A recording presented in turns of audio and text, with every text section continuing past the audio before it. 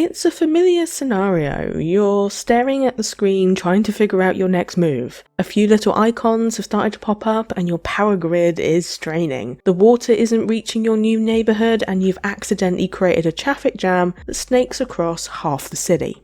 Your budget is dipping into the red, your citizens are tweeting their endless complaints, and you begin to wonder if this is a game or an accidental new job you've got in urban planning. That's the challenge City Skylines is known for, a complex puzzle of problem solving and managing ever-growing demands. So can a game known for its anxiety-inducing traffic jams really be cosy? Well, today we're going to break it down and see if it's worth your time and consideration as a cozy game. And make sure to stick around to the end of the video where I address the elephant in the room. Why haven't I covered City Skylines II? One of the game's coziest aspects is its flexible definition of success. In most games, success means hitting specific targets. Here, the most obvious target is population, and the game nudges you in that direction by unlocking new buildings as people move in. This creates a natural pressure to grow and expand, but the game's core design supports a different win condition. Success doesn't have to be about hitting 100,000 people, it can be the creation of one single, beautiful, believable neighbourhood. The built-in progression is light, and the unlocks are merely tools, not the finish line. The cozy potential of the game is directly embraced by the game's sandbox mode, which you can spec out to offer unlimited money and unlock all the buildings from the start. This would be my most recommended way to play for the ultimate cozy experience, as the main stresses of the game, like the money and the progression ladder, are removed completely. And with unlimited money, the experience is no longer about balancing the budget, it's about pure, unfiltered creativity.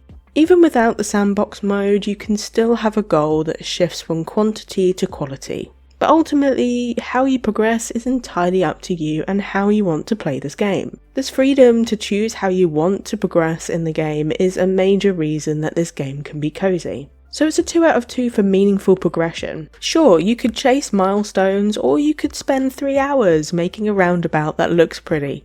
You're cool.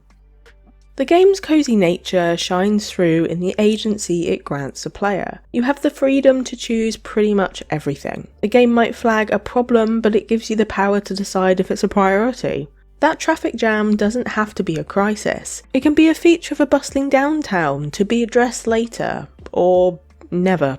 This is the game's true freedom. You aren't just reacting to crises, but designing and controlling everything about your city. The game provides an incredible tool set for placing individual trees, benches, and flower pots. An entire evening can be lost working on a park, not just because of a game objective, but because of personal desire. The real world kind of just fades away, and all that matters is whether that bush or that tree looks better there, or maybe a few feet to the left. The creative control the game gives you is even more immense when you tap into the massive world of mods, which can help you customize your experience further. So you're not just building infrastructure, you're building a place with character and a place that feels lived in because you personally cared for the smallest details. So it's a 2 out of 2. Sure, I could fix that budget deficit, or I could just keep creating pretty neighbourhoods to look at. The hours spent meticulously planning a suburb or detailing a main street, a profound satisfaction comes from simply leaning back and watching it all run. You can follow a single citizen from their home to their workplace, or watch the city lights flicker on as day turns to night. The simulation itself can be the emotional hook that keeps you playing the game. But having said that, City Skylines just doesn't emotionally hook you for very long. Even if you are solely focused on designing the perfect city, there's a vast array of stats, zoning rules, traffic patterns, and utilities to juggle, but little reason to care about the citizens affected by those decisions. It doesn't keep you invested in the people, only in the systems. Even the disasters, which could be a powerful storytelling tool, just becomes another management problem. You're not protecting a beloved neighbourhood or a cherished landmark, you're optimising zones and restoring flow. For players who thrive on mechanical mastery, this is a dream. But if you're looking to feel something beyond efficiency, it's gonna feel hollow. So it's a 0 out of 2 for player connection. You might build the perfect city block, but don't expect your Sims to notice. They're too busy navigating your weird roads. Hey there, just a quick pause to say that if you're enjoying the chill vibes and discovering new and unconventional cozy games, subscribe to the channel.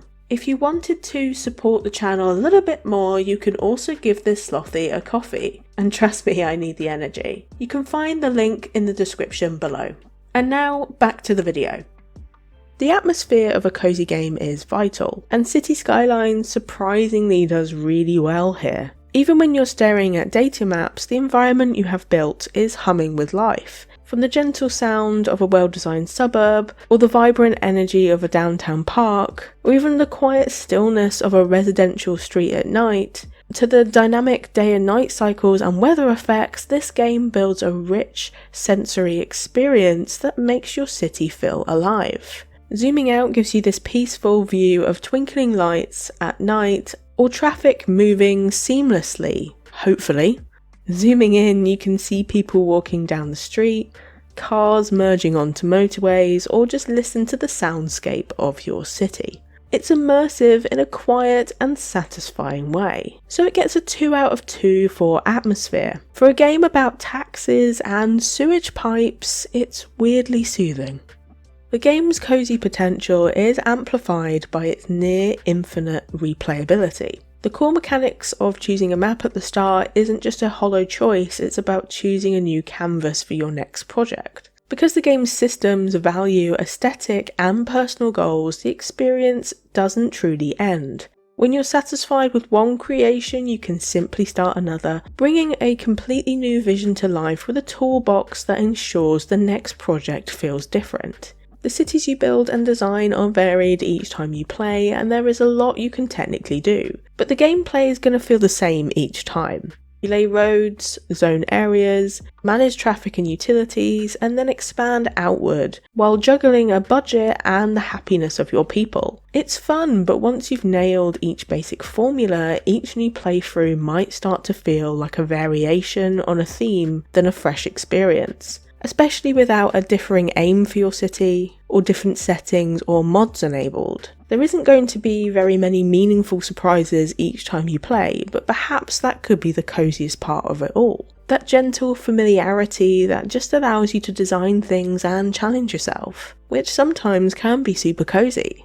So it's a 1 out of 2 for replayability. You may know what's coming, but that just means you can plan that bus route a little bit better next time. Now, before we consider if City Skylines is a cozy game, it's time to address why I didn't cover City Skylines II. Frankly, it's because the game is a step backwards rather than forwards, and for the high price point, it just isn't worth it. If you want to play City Skylines, the first game offers much more value. While the original game has its flaws, it's polished, stable, and supported by a massive modding community that keeps things fresh. City Skylines 2, on the other hand, both at launch and in its current state, is still plagued with performance issues, missing features, and a notable lack of that same creative spark that made City Skylines special. It's no wonder that there's still mixed reviews on Steam for City Skylines 2. Even beyond the technical problems of City Skylines 2, the core gameplay just doesn't evolve enough to justify the switch or the higher price point. It still relies on the same systems, zoning, traffic management, utilities, with a few tweaks here and there, but it doesn't meaningfully change the experience. For now, I would recommend sticking with the original City Skylines for the best experience, especially for the price. So back to our main question, is City Skylines a cozy game? In the end, City Skylines gets a solid 7 out of 10. It's a technically impressive and deeply customizable city builder that absolutely excels in atmosphere and mechanical depth. It absolutely can be a cozy game, but it may not feel cozy out of the box for some.